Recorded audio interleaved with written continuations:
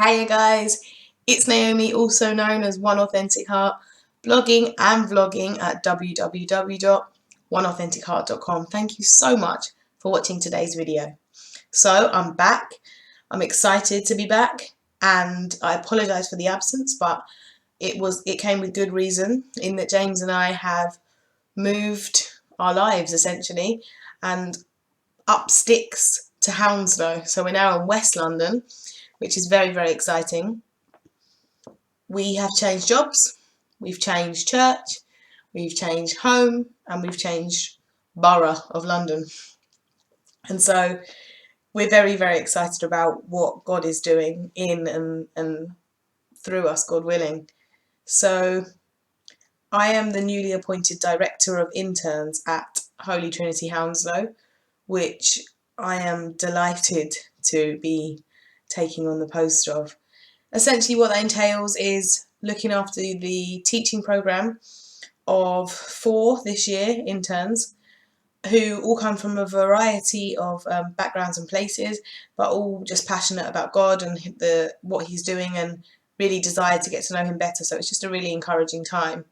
Also an opportunity to pray for and perhaps mentor some of the young ladies on the course. It's just a wonderful opportunity for myself as well as for the interns. And so we had our first session this afternoon, and I was just abundantly blessed and excited by what God is going to do with us every week as we step into His plans and purposes for us in Hounslow. And so that's a little bit about what God's been doing and why I've been absent. You know, it takes a lot with the whole unpacking million boxes and transitioning from being a secondary school teacher to doing what I'm doing now. But I'm thankful for it, and I trust that God's in it and that He is going to do big things. So watch this space. But let's just dive straight into today's portion of text. I'm still reading from the Bible in a Year, the HTB Bible in a Year, which I would highly recommend if you're someone that doesn't mind a fair chunk of reading every day. It's an excellent resource, but it's fairly hefty with the amount of reading it requires. So I struggle through it at times, but it is also good. So Isaiah 35 is where I'm at currently. And where we're at in Isaiah is speaking prophetically, obviously, about the situation with the ransomed people coming out of exile, coming out of the wilderness and moving into the promises and promised land of God.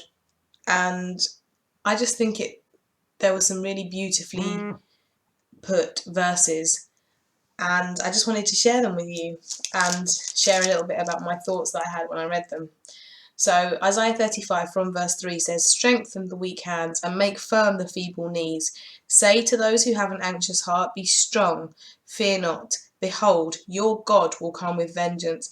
He will recompense with the recompense of God. He will come and save you. Then the eyes of the blind shall be opened, and the ears of the deaf unstopped. Then shall the lame man leap like a deer, and the tongue of the mute sing for joy. For waters break forth in the wilderness, and streams in the desert. The burning sand shall become a pool, and the thirsty ground springs of water. In the haunt of jackals where they lie down, the grass shall become reeds and rushes, and a highway shall be there, and it shall be called the way of holiness.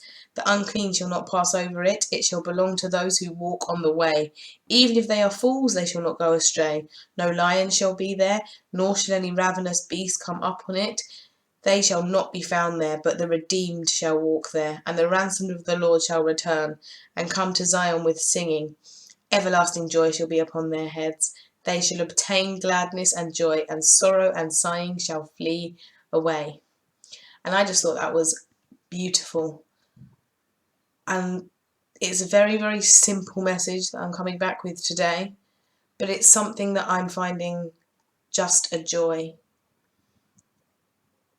This idea that God wants to strengthen us, like beginning at verse 3, He wants to strengthen those who are weak. He wants those of us who are anxious and fearful not to fear and to trust that He is with us. And when we get that, when we understand that we are not to fear, when we are not to be anxious, when we understand that we're being strengthened daily by Him, if we ask, then eyes shall be opened, ears shall be opened. We shall no longer be thirsty. We will no longer have that hurt. The redeemed shall walk with God, essentially.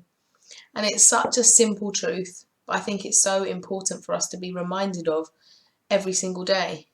Because every single day we have our own human failings and weaknesses that we have to battle with and contend with. Our feelings of inadequacy, our feelings of fear, our feelings of worry, of doubt, of anxiety, of dread. But actually, when we walk in the way of the Lord, all of those fears are alleviated and we begin to walk in our purpose. We begin to walk in what God has called us to. Our eyes are opened, our ears are unstopped. We begin to move into the promises of God. And that's not prescriptive. Obviously, we know that we still go through trial. We're promised that in Scripture. It says, in this world you will have trouble, but take heart, I've overcome the world. So it's not to say that we won't have trouble and that, once we trust in God, then all we do is walk in promise. But it is a reminder that we should keep our eyes on Him, particularly those of us who feel weak, who feel anxious, who feel feeble, who are full of fear, which I'm sure is many of us at one time or another, certainly me. Say to those who have an anxious heart, be strong, fear not. Behold, your God will come with vengeance, will come with payment, with the recompense of God, that payment, like He's putting it in our place. He will come and save you. It's all on God. It's His burden to bear and He wants to bear it. He wants to carry it for us. And then He wants to open our eyes to see the beauty and the truth of what He has for us. So it's just a small encouragement to trust Him, to walk in His way, His truth, and to understand that if He is for you, no one can be against you. Continue to trust, continue to pray, however bleak and difficult things might seem. Don't allow fear, anxiety, weakness, or any of these things get in the way of what it is that God has for you, because in your weakness, Christ is at His most strong. His power, in fact, is made perfect in our weakness, the word says. And that's something to be so excited about. So be encouraged.